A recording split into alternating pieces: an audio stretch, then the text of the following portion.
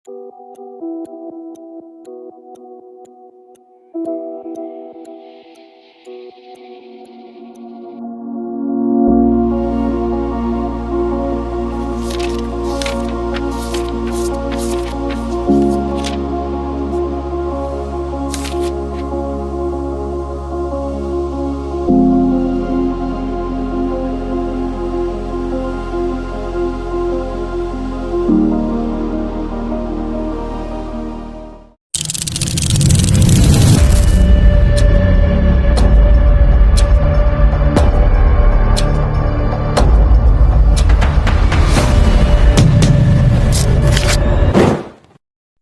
Rizal grew up in a happy home ruled by good parents, bubbling with joy and sanctified by God's blessings.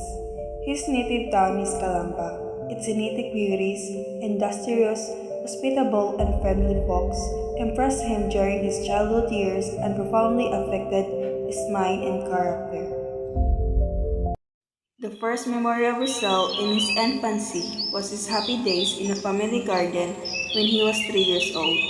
Because he was a sick child, he was given the tenderest care by his parents. His father built a little nipa cottage in a garden for him to play in the daytime.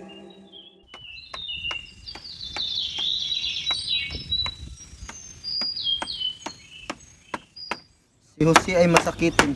Kailangan kong gumawa ng kubo.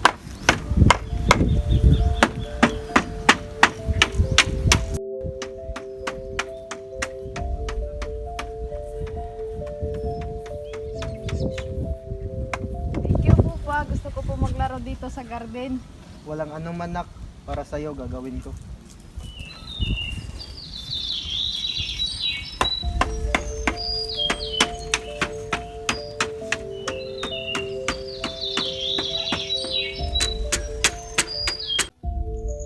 His mother gathered all the children at the house to pray the Angelus. Mga anak, halina kayo. Oras na para magdasal na tayo.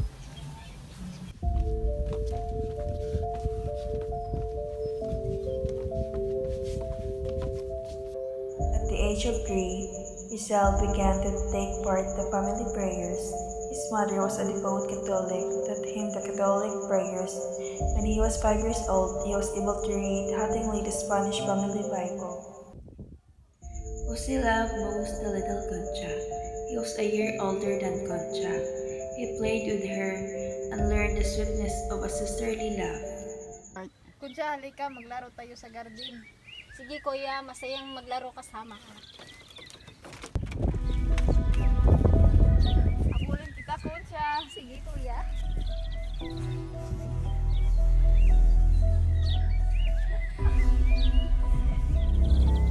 Unfortunately, Concha died of sickness in 1865 when she was 3 years old. Jose, who was very fond of her, cried bitterly at losing her.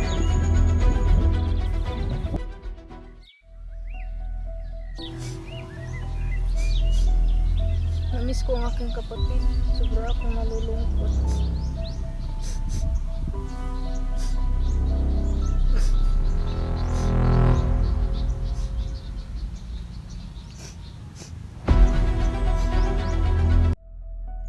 On June 6, 1868, Jose and his father left Calamba to go on pilgrimage to Antipolo in order to fulfill his mother's vow, which was made when Jose was born.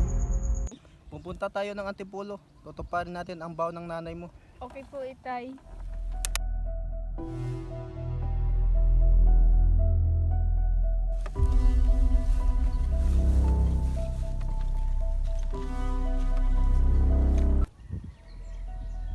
Since early childhood, Rizal developed his God-given talent for art. At the age of 5, he began to make sketches with his pencil and to mold in clay and wax objects.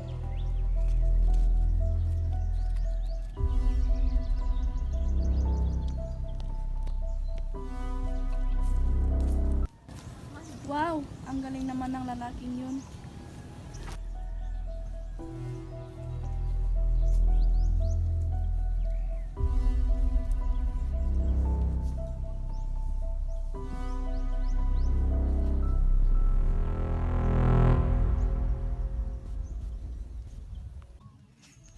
the age of 8, Rizal wrote his first poem in the native language entitled Sa Aking Mga Kababata.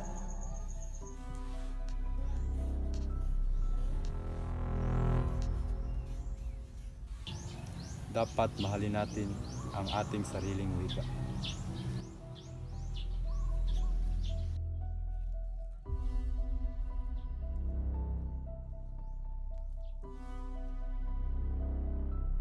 Since early manhood, Rizal had been interested in magic.